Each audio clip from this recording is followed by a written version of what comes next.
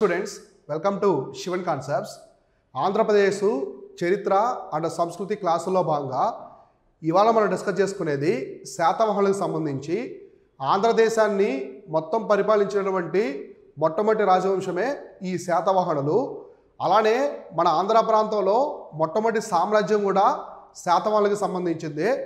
ఇవాళ ఈ శాతవాహనులకు సంబంధించి అసలు శాతవాహనులకు సంబంధించి ఎటువంటి ఆధారాలు ఉన్నాయి, అలానే ఎటువంటి రాజులు ఉన్నారు, వాళ్ళకి సంబంధించినటువంటి శాసనాలు, నాణ్యాలు, అలానే ఇంకా సాహిత్య ఆధారాలు ఏమున్నాయో మనం చూద్దాం.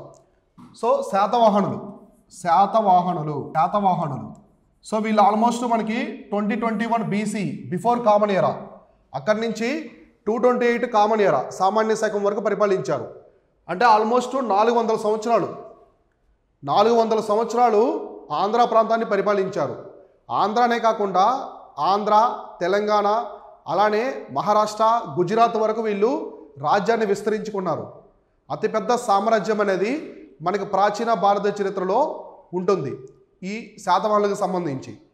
ఇక్కడ మనం చూద్దాం అసలు శాతవాహనులు అనేవాళ్ళు ఎవరు, వాళ్ళు ఎక్కడి నుంచి వచ్చారు, వాళ్ళు ఎటువంటి రాజులు ఉన్నారు, వాళ్ళు ఇంతకుముందు ఎవరికైనా సామంతులుగా పనిచేశారా, వాళ్ళ యొక్క రాజధాని ఏంటి, అవన్నీ మనం క్లారిటీగా డిస్కస్ చేసుకుందాం.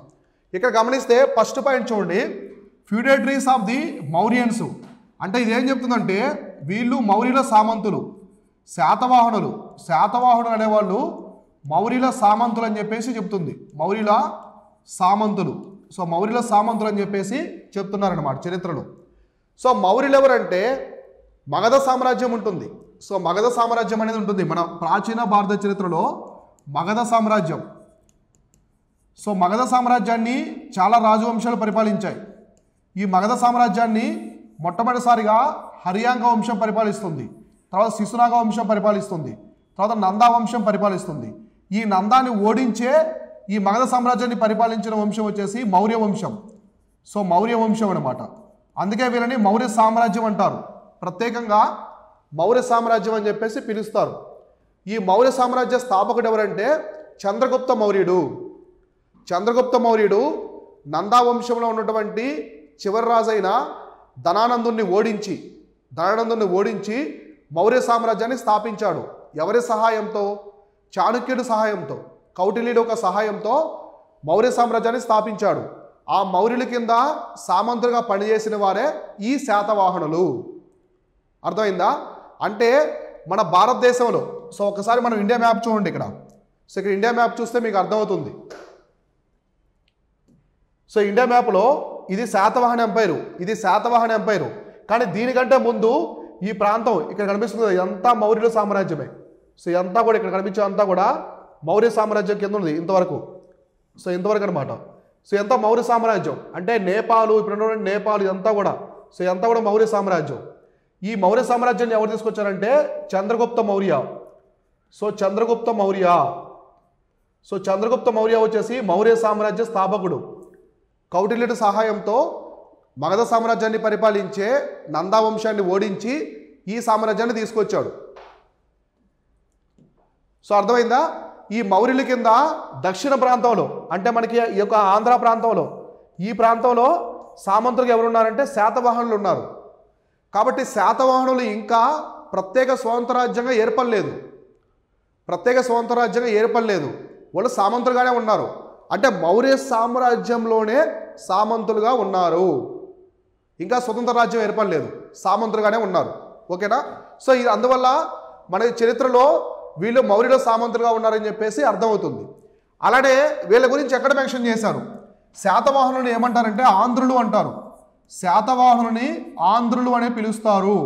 మన ఆంధ్ర ప్రాంతాన్ని పరిపాలించినటువంటి రాజవంశం కాబట్టి వీళ్ళని ఆంధ్రులు అని చెప్పేసి పిలుస్తారు. సో ఆంధ్ర అనే పదం మొట్టమొదటిసారి ఎక్కడ వచ్చిందంటే ఋగ్వేదంలోని ఐతరేయ బ్రాహ్మణం నుంచి వచ్చింది. సో ఋగ్వేదంలో ఉన్నటువంటి ఐతరేయ బ్రాహ్మణంలో సుస్థేరపని కథ నుంచి వచ్చిందనమాట. మనం ప్రీవియస్ క్లాస్లో చెప్పుకున్నాం, ప్రీ హిస్టరీలో ఆంధ్ర అనే పదం ఎక్కడి నుంచి వచ్చింది, ఆంధ్రాకి సంబంధించిన ప్రధాన ఆధారాలు ఏమన్నాయి చూసాం కదా. అందులో ఉన్నటువంటి ఋగ్వేదంలో ఉన్న ఐతరేయ బ్రాహ్మణం నుంచే ఈ ఆంధ్ర పదం వచ్చింది. సో అక్కడ ఉన్న ప్రజలందరినీ కూడా ఆంధ్రులు అని చెప్పేసి పిలిచారు. కాబట్టి ఆంధ్ర ప్రాంతాన్ని పరిపాలించినటువంటి ఈ శాతవాహనులు కూడా ఆంధ్రులనే పిలిచారు. చరిత్రకారులు మొత్తం కూడా ఆంధ్రులని పిలవడం జరిగింది. వీళ్ళ గురించి ఎక్కడ ప్రస్తావించారు, వీళ్ళ గురించి ఎక్కడెక్కడ ప్రస్తావన ఉంది, సో వీళ్ళని పేర్కొన్నటువంటి ప్రస్తావన ఎక్కడెక్కడ ఉందంటే ప్రధానంగా వాయు పురాణం, బ్రహ్మాండ పురాణం, భవిష్య పురాణం, విష్ణు పురాణం, మత్స్య పురాణం, ఈ పురాణాలు మొత్తంలో కూడా. కాబట్టి వీళ్ళ గురించి ఎక్కడ ఉందంటే ప్రస్తావన వచ్చేసి పురాణాలు. సో పురాణాల్లో వీళ్ళ గురించి ప్రత్యేకంగా మెన్షన్ చేశారని చెప్పారు. ఏ పురాణాలు అంటే ఒకటి వాయు పురాణం, వాయు పురాణం. సో మనకు పురాణాలు మొత్తం ఎన్ని ఉంటాయి, 108 ఉంటాయి. సో నెక్స్ట్ బ్రహ్మాండ పురాణం, బ్రహ్మాండ పురాణం, వాయు పురాణం, బ్రహ్మాండ పురాణం, భవిష్య పురాణం, ఇవన్నీ హిందూ మతంలో ఉంటాయి పురాణాలు, ఎపిక్స్. సో భవిష్య పురాణం, నెక్స్ట్ వచ్చేసి విష్ణు పురాణం. సో విష్ణు పురాణం, విష్ణు పురాణం, చివరిగా వచ్చేసి మత్స్య పురాణం. ఈ మత్స్య పురాణాన్ని శాతవాహన రాజ్యంలోనే, శాతవాహనుల కాలంలోనే దీన్ని కంపోజ్ చేశారు మత్స్య పురాణాన్ని. కాబట్టి ఈ మత్స్య పురాణం అనేది శాతవాహనుల కాలంలోనే రాశారు దీన్ని. ఇలా ఇన్ని పురాణాల్లో శాతవాహనుల గురించి ప్రస్తావించున్నారు. సో శాతవాహనుల గురించి పేర్కొనబడినటువంటి పురాణాలు ఏమున్నాయి, వాయు పురాణము, భవిష్య పురాణము, విష్ణు పురాణము, మత్స్య పురాణము, అలానే బ్రహ్మాండ పురాణము. ఈ పురాణాల్లో ఈ యొక్క శాతవాహనుల గురించి అయితే ప్రస్తావించబడింది. అలానే first Kings to rule entire Telugu reason. Telugu మాట్లాడే, ఇక్కడ చూడండి, తెలుగు మాట్లాడే ప్రాంతం, తెలుగు మాట్లాడే ప్రజలున్న మొత్తం ప్రాంతాన్ని పరిపాలించిన మొదటి వంశం. సో తెలుగు మాట్లాడే ప్రజలున్న మొత్తం ప్రాంతాన్ని పరిపాలించిన మొదటి వంశం కూడా ఎవరంటే శాతవాహనులే. శాతవాహనులే మొట్టమొదటి వంశం అనమాట. తెలుగు మాట్లాడే ప్రజలు ఉన్నటువంటి అన్ని ప్రాంతాలని ఒక ఏకైక రాజ్యంగా పరిపాలించింది. తర్వాత కాకతీయులు వచ్చారు, తర్వాత కుతుబ్ షాహీలు, తర్వాత బ్రిటిష్ వాళ్ళు వచ్చారు. అంతే తప్ప విజయనగర సామ్రాజ్య కాలంలో కూడా తెలుగు మాట్లాడే కొన్ని ప్రాంతాలు, తెలంగాణ ప్రాంతాలు నిజాముల కింద ఉంటాయి, అంటే మనకి గోల్కొండ సుల్తాన్ కింద ఉంటాయి. సో శ్రీకాకుళం, విజయనగరం గజపతుల కింద ఉంటుంది. కానీ శాతవాహనుల కాలంలో మాత్రం తెలుగు మాట్లాడే ప్రాంతాలు మొత్తాన్ని ఏకం చేసి పాలించిన మొట్టమొదటి రాజవంశం శాతవాహనులు. అలానే ఇక్కడ మత్స్య పురాణం, ఇందాక మనం చెప్పుకున్న మత్స్య పురాణం కూడా వీళ్ళ కాలంలోనే. ఎవరి కాలంలో అంటే యజ్ఞశ్రీ శాతకర్ణి. సో ఈయన వచ్చేసి ఈ యొక్క తొలి శాతవాహనుల్లో, సో మనకి తొలి శాతవాహనులు, మలి శాతవాహనులు ఉంటారు. ఇలా యజ్ఞశ్రీ శాతకర్ణి కాలంలో ఈ మత్స్య పురాణాన్ని రాశారు. ఎవరి కాలంలో అంటే యజ్ఞశ్రీ శాతకర్ణి. యజ్ఞశ్రీ శాతకర్ణి వచ్చేసి చాలా గొప్ప రాజు. శాతవాహనులో ఉండే గొప్ప రాజుల్లో ఈయన కూడా ఒకటనమాట. శాతవాహన సామ్రాజ్యానికి యజ్ఞశ్రీ శాతకర్ణి చక్రవర్తిగా ఉన్నప్పుడు ఈ మత్స్య పురాణాన్ని కంపోజ్ చేశారు, రాశారు. కాబట్టి అందులో శాతవాహనులకు సంబంధించినటువంటి డేటా కూడా ఉందన్నమాట. శాతవాహనులకు సంబంధించినటువంటి ప్రస్తావన కూడా ఉంది. ఓకేనా? ఇలా పురాణాల్లో శాతవాహనుల గురించి ప్రస్తావించారు. ఇక్కడ చూడండి, ఫస్ట్ ఏపీకి mention about Andhra people, Ramayanam. So Andhra ప్రజల గురించి చెప్పిన మొట్టమొదటి గ్రంథం, హిందూ మత గ్రంథం వచ్చేసి రామాయణం. రామాయణంలో ఆంధ్ర ప్రజల గురించి చెప్పారు, రామాయణంలో ఆంధ్ర ప్రజల గురించి ప్రస్తావించారు. అలానే మన మొత్తం భారతదేశ చరిత్రలోనే ఆంధ్ర ప్రజల గురించి పేర్కొన్నటువంటి మొట్టమొదటి పురాణం కూడా రామాయణమే అన్నమాట. అందులో ఏమని చెప్పారంటే ఆంధ్ర ప్రజలు అనేవాళ్ళు చాలా ఎత్తుగా ఉన్నారు. సో టాలర్ పీపుల్ అనమాట, ఎత్తుగా ఉన్నారు, పొడవాటి జుట్టు కలిగి ఉన్నారు, లాంగ్ హెయిర్స్, పొడవాటి జుట్టు కలిగి ఉన్నారు. అలానే వీళ్ళు మాట్లాడే భాష కూడా చాలా తీగా ఉంది, సున్నితమైన భాషను మాట్లాడుతున్నారు. తర్వాత మోర్ ప్రొవిస్, చాలా వీరత్వం కలిగి ఉన్నారు. ఆంధ్ర ప్రాంతంలో ఉండే మనుషులు అనేవాళ్ళు చాలా వీరత్వం కలిగి ఉన్నారు అని రామాయణంలో చెప్పారు. రామాయణంలో మెన్షన్ చేశారు ఏమని, చాలా ఎత్తుగా ఉన్నారు, దృఢమైన శరీరాలు, పొడవాటి జుట్టు, తీయటి భాష, అలానే ఎక్కువ వీరత్వం కలిగి ఉన్నారు ఆంధ్ర ప్రజలు అని చెప్పేసి రామాయణంలో ప్రస్తావించబడింది. అలానే మనకి మహాభారతంలో కూడా ప్రస్తావించారు. కురుక్షేత్ర యుద్ధంలో కౌరవుల వైపు ఆంధ్రులు పోరాడారు. ఎందుకంటే అప్పుడు రాజ్యాన్ని పరిపాలించింది ఎవరంటే కౌరవులు. అందువల్ల వాళ్ళ తరపున అస్సకా మహాజనపదం నుంచి, సౌత్ ఇండియా మొత్తం కూడా అస్సకా మహాజనపదంలో ఉంటుంది. సో ఈ అస్సకా మహాజనపదం అంతా కూడా సౌత్ ఇండియానే. ఇక్కడి నుంచి వీళ్ళు కౌరవుల వైపు కురుక్షేత్రంలో పాల్గొన్నారని కూడా ఉందన్నమాట. కాబట్టి ఇలా ఆంధ్రుల గురించి రామాయణంలో కూడా ప్రస్తావించడం జరిగింది. సో ఇలా శాతవాహనులు వాళ్ళకి సంబంధించిన ఆధారాలు ఇన్ని ఉన్నాయన్నమాట. ఇటువంటి ఆధారాలు అయితే శాతవాహనులకు సంబంధించి ఉన్నాయి. ఇంకా మనం గమనిస్తే శాతవాహనులకు సంబంధించి న్యూమిస్మాటిక్స్ సో ఇవి కూడా ఆధారాలుగా ఉన్నాయన్నమాట. న్యూమిస్మాటిక్స్ ఏంటి? న్యూమిస్మాటిక్స్ అంటే ఏంటి? సో న్యూమిస్మాటిక్స్ అంటే నాణ్యాలను అధ్యయనం చేయడం. సో నాణ్యాల అధ్యయన శాస్త్రం అనుకోండి. సో నాణ్యాలను అధ్యయనం చేయడం. మనం నాణ్యాలు ఉంటాయి కదా, సో నాణ్యాలు కాయిన్స్. సో కాయిన్స్ని అధ్యయనం చేసే శాస్త్రాన్ని ఏమంటారంటే న్యూమిస్మాటిక్స్ అంటారు. అంటే నాణ్యాలు దొరికాయి, ఇప్పుడు బంగారు నాణ్యాలు కొన్ని దొరికాయి భూమిలో, అవి ఎవరికి సంబంధించినవి, ఏ రాజులకు సంబంధించినవి, ఎంతకాలం ముందువి అని కనిపెట్టడం అనమాట. సో ఇది మొత్తం బంగారమేనా లేదా ఇంకో లోహం ఏదైనా కలిపారా, ఇటువంటివి అనమాట. సో ఈ విధంగా నాణ్యాల మీద అధ్యయనం చేసే శాస్త్రాన్ని ఏమంటారంటే న్యూమిస్మాటిక్స్ అని పిలుస్తారు. ఈ న్యూమిస్మాటిక్స్ ప్రకారం కూడా శాతవాహనులకు సంబంధించిన కొన్ని ఆధారాలు దొరికాయి. బేసిక్గా ప్రతి రాజవంశంలో వాళ్ళు నాణ్యాలు ముద్రిస్తారు. నాణ్యాలు ముద్రించాలి కదా. సో మనకి వాడుకలోకి రావాలి, గూడ్స్ కొనాలి, వస్తువులు ఎగుమతులు దిగుమతులు ఇవన్నీ జరగాలంటే, రాజ్యంలో వస్తువులు కొనాలంటే ఖచ్చితంగా నగదు ఉండాలి. ఆ నగదుని నాణ్యాల రూపంలో ఇచ్చేవాళ్ళు అప్పట్లో. వస్తు మార్పిడి పద్ధతి ఉన్నది, నాణ్యాలు కూడా ఉన్నాయి. ఇప్పుడు ఈ నాణ్యాలను తీసుకొచ్చారు కదా, ఆ నాణ్యాలను బట్టి ఇవి ఈ వంశానికి చెందినవి, ఇవి ఈ సామ్రాజ్యానికి సంబంధించినవని చెప్తారు. ఇప్పుడు శాతవాహనులకు సంబంధించి కూడా కొన్ని దొరికాయన్నమాట నాణ్యాలు. అందులో ప్రధానమైనవి 14 కాయిన్స్, 14 నాణ్యాలు అంటారు. ఇందులో కాపరు, గ్లాసు, సీసం ఉంటాయన్నమాట. సో మొట్టమొదటి వీళ్ళ దొరికిన నాణ్యాలు అంటే 14. సో 14 నాణ్యాలు అంటారు. సో 14 నాణ్యాలు. ఈ 14 నాణ్యాల్లో ఏమో ఉపయోగించారంట, రాగి, కాపరు, తగరం ప్లస్ సీసం, ఈ మూడు ఉపయోగించి చేశారు. ఈ మూడు ఉపయోగించి కలిపి చేసిన నాణ్యాలే 14 కాయిన్స్ అంటారు. రాగి, తగరం, సీసం ఈ మూడు ఉపయోగించారు. అంటే లెడ్ కాయిన్స్ అనమాట. Lead coins. సో ఏంటి లెడ్ కాయిన్స్? లెడ్ నాణ్యాలు. మనం లెడ్ ఉంది కదా, లెడ్ కాయిన్స్, సీసం ఇలా అంటాం. లెడ్ కాయిన్స్ ఎక్కువ తీసుకొచ్చింది ఎవరంటే శాతవాహనులు. లెడ్ కాయిన్స్ని మన భారతదేశ చరిత్రలోనే ఎక్కువ తీసుకొచ్చింది ఎవరంటే శాతవాహనాస్, లెడ్ కాయిన్స్ని. నెక్స్ట్ వచ్చేసి కర్షణపాలు.